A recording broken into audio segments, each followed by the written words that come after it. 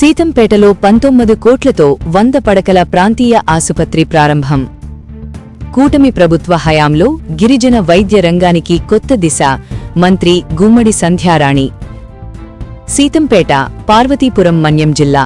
పార్వతీపురం మన్యం జిల్లా పాలకొండ నియోజకవర్గంలోని సీతంపేట కేంద్రంలో నూతనంగా నిర్మించిన 100 పడకల ప్రాంతీయ ఆసుపత్రిని ఆంధ్రప్రదేశ్ రాష్ట్ర గిరిజన శాఖ మంత్రివర్యులు గుమ్మడి సంధ్యారాణి శనివారం ఘనంగా ప్రారంభించారు.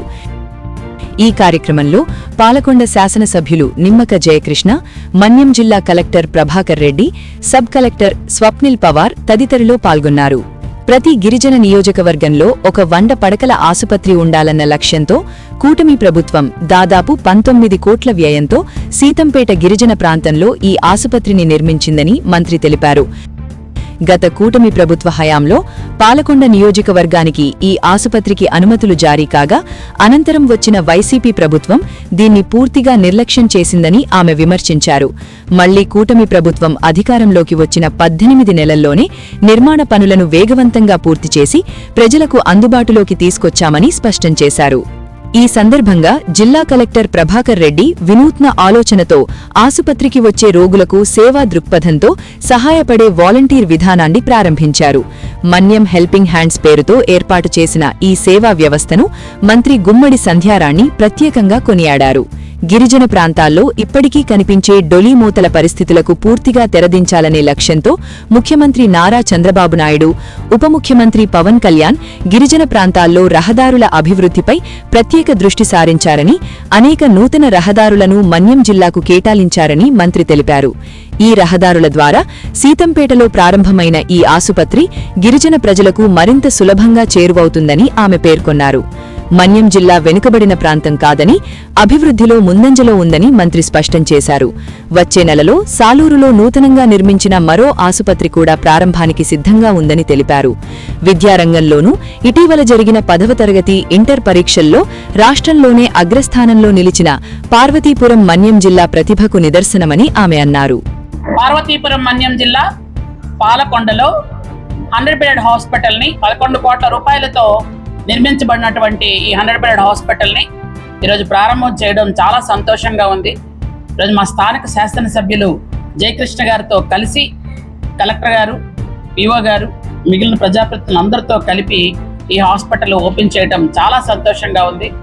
ముఖ్యంగా గిరిజన ప్రాంతాల్లో ఇట్లాంటి హాస్పిటల్స్ ఉండాలి అని ఒక మంచి ఉద్దేశంతో గిరిజన నియోజకవర్గాల్లో 100 బెడ్ హాస్పిటల్స్ శాంక్షన్ చేసినటువంటి గౌరవ ముఖ్యమంత్రి గారికి మా హృదయపూర్వకమైనటువంటి ధన్యవాదాలు తెలియజేసుకుంటున్నాం.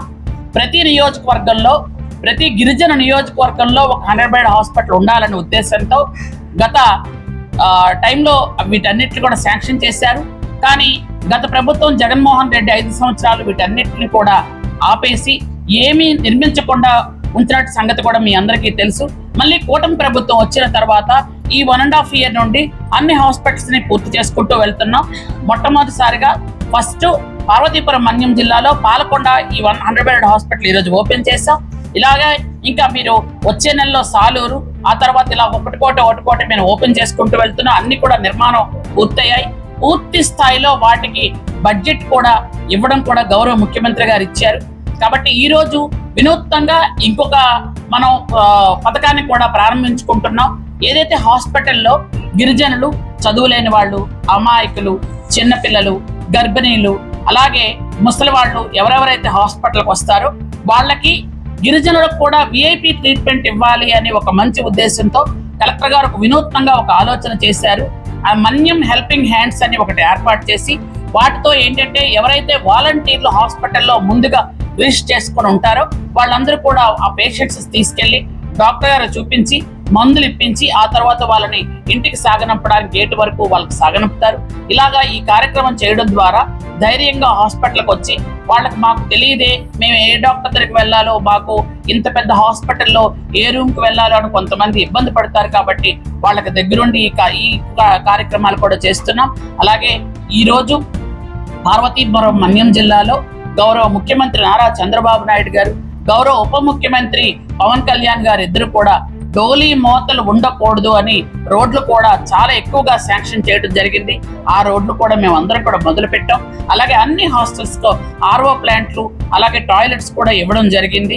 అలాగే మౌలిక సదుపాయాలన్నీ కూడా ఇస్తూ అన్ని స్కూల్స్ లో యూనిఫామ్స్ కానీ, అలాగే బుక్స్ కానీ, అన్ని విధాలుగా దుప్పట్లు, రగ్గులు అన్ని ఇచ్చి అన్ని హాస్టల్స్ కూడా అన్ని రకాల మౌలిక సదుపాయాలు ఏర్పాటు చేశాం. అన్ని హాస్టల్స్ లో కూడా ఎప్పటికప్పుడు హాస్పిటల్ డాక్టర్స్ వెళ్ళటం, అక్కడ చెక్ చేయడం ఇవన్నీ కూడా జరుగుతున్నాయి. ఈ రోజు మన్యం జిల్లాలో వెనకబడి ఉన్నామని చాలా మంది అనుకుంటున్నటువంటి ఈ జిల్లా ఈ రోజు మనకి గర్భిణీలు ఎవరైతే ఉన్నారో సిజేరియన్ ఆపరేషన్ జరగకుండా నార్మల్ డెలివరీలో ఫస్ట్ ఉంది.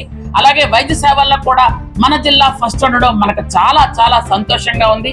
అలాగే మొన్ననే పిల్లలందరూ కూడా 10th క్లాస్ పిల్లలు కూడా మన జిల్లా స్టేట్ లో మనమే ఫస్ట్ వచ్చాం, ఇంటర్మీడియట్ కూడా మనమే ఫస్ట్ వచ్చాం. కాబట్టి మనం మన్యం జిల్లాని అధికారులు, ప్రజాప్రతినిధులు అందరూ కలిసి ముందుకు తీసుకెళ్లాలని